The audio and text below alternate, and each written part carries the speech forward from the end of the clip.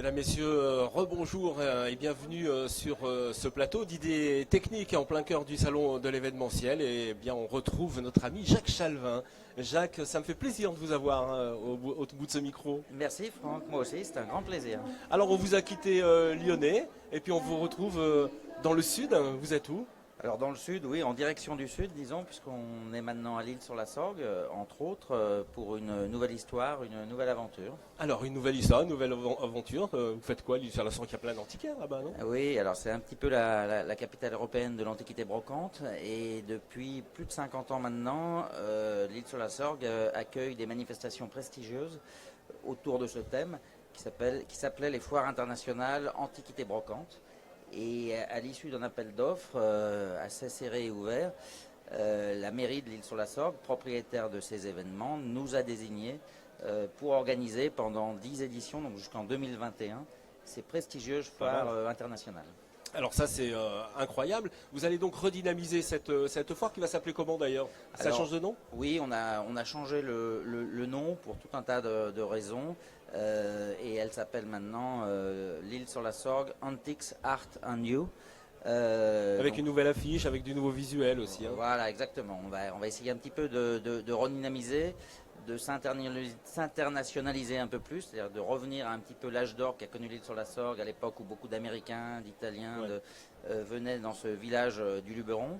Et puis également d'accélérer un peu le processus sur les réseaux sociaux, les moteurs de recherche, d'où le nom un peu anglicisme, Antiques Art and New. On peut parler un petit peu de l'affiche, on la voit au fur et à mesure sur les images. Cette affiche, vous l'avez travaillée aussi, vous avez trouvé des couleurs avec toujours un thème récurrent.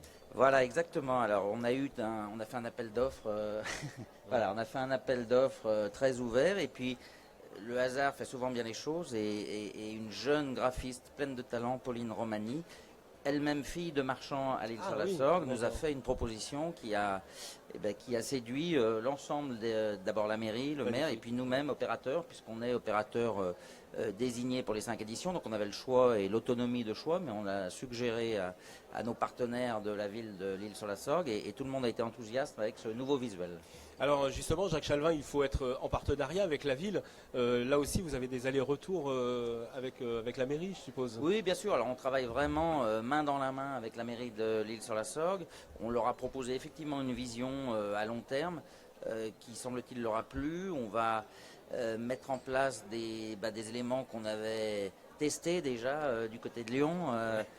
Dans d'autres vies professionnelles, et qui avaient eu un certain succès, et je crois que c'est ça qui a plu à la mairie de l'Isle-sur-la-Sorgue, et de pouvoir mettre en place par exemple un studio télé, par exemple un village des partenaires, et d'associer l'ensemble des forces vives de la région, non pas seulement que les antiquaires, mais toutes les forces vives institutionnelles de la région autour de cet événement phare, et quelque part d'avoir pour objectif non pas d'en faire mais de faire de l'Isle-sur-la-Sorgue ce que Arles est à la photographie, ce qu'Avignon est au festival, ce que Cannes est au cinéma. Ouais. Si dans 5 ans, les gens pensent l'Isle-sur-la-Sorgue en ayant en tête les antiquités brocantes et les objets contemporains, eh ben on aura gagné notre pari.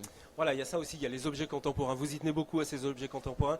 C'est toute cette expérience que vous avez acquise ici à Lyon. Oui, on a tiré les leçons de tout ce qui a marché, de ce qui a moins bien marché. Et là, je pense qu'on est vraiment aujourd'hui à maturité pour proposer un événement dans un cadre magnifique, puisqu'on est en plein milieu de la Provence, dans le Luberon, avec une caractéristique, c'est qu'il y a dans cette ville de l'Isle-sur-la-Sorgue 44% de touristes étrangers, ce qui est énorme. Donc on a une population qualitative. Je ne citerai pas tous les people qui vivent dans le coin, mais il y en a beaucoup.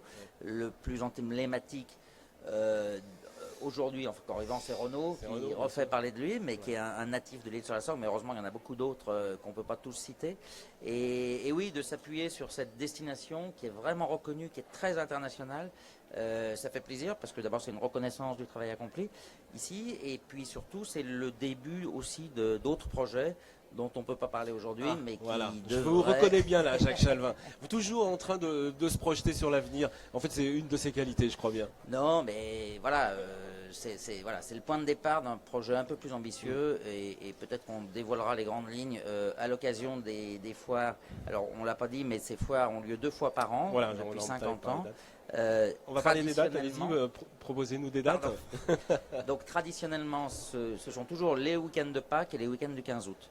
Donc tous les week-ends de Pâques, fête mobile, et tous les week-ends du 15 août, pendant 4 à 5 jours, l'île sur la Sorgue se transforme, s'embellit et devient un village dédié à l'objet d'antiquité brocante, avec tous les professionnels de toute l'Europe qui viennent déballer. Il faut dire aussi, Jacques, que ça va dans les rues, hein, en fait. Hein, il y en a de partout. Voilà, il y en a de partout. C'est vraiment voilà, tout au long du canal. Hein, voilà, tout au long de la Sorgue. L'île sur la Sorgue, c'est un peu la Venise provençale, puisqu'elle est bordée de canal. C'est magnifique, c'est merveilleux.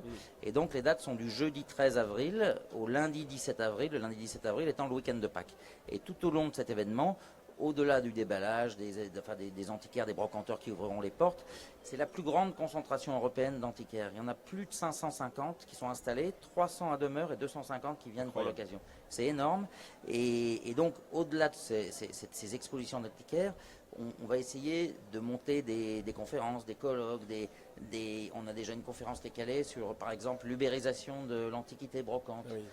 Est-ce qu'on va subir le même sort que certains métiers? Parce que évidemment, ce métier, il évolue, hein, puisque tout évolue en ce moment et avec les réseaux sociaux, évidemment, les antiquaires ont aussi besoin de se montrer. Hein. Donc il évolue très vite et je pense qu'il faut que, et ça va le devenir, l'île sur la Sorgue va essayer de devenir le lieu où on discute aussi, non seulement on se rassemble comme un marché, mais on discute, on parle de l'avenir, on échange et c'est toute une profession internationale qui se retrouve dans ce village.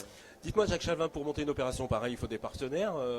Ils répondent présents, vos partenaires? Alors tout à fait, parce que la destination d'abord plaît, c'est une destination qui est très connue, et les partenaires ont compris qu'effectivement il y avait un enjeu. À terme, on compris notre vision et on a déjà autour de nous, alors outre les institutionnels, on va dire, mais des groupes privés, des médias.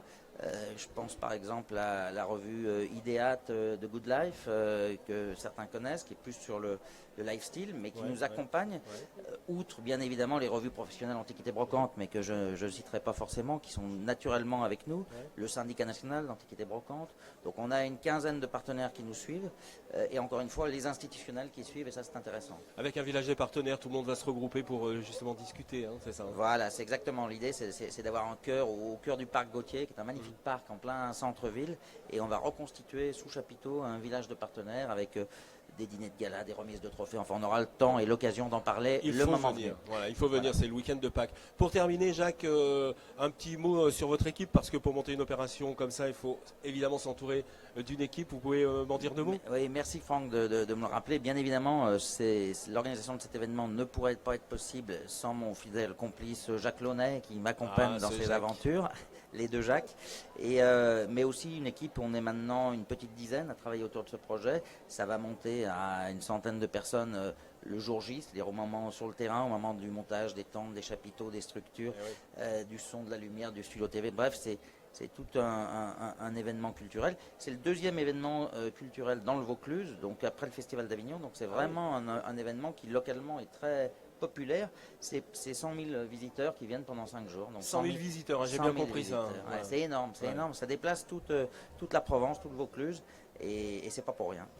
Eh ben c'est pas pour rien qu'on va vous accompagner, mon cher Jacques Chalvin, puisque nous aussi on va poser nos caméras à l'intérieur de votre nouvelle foire qui s'appelle Antiques RNU. Merci Franck, merci à toute l'équipe. Voilà.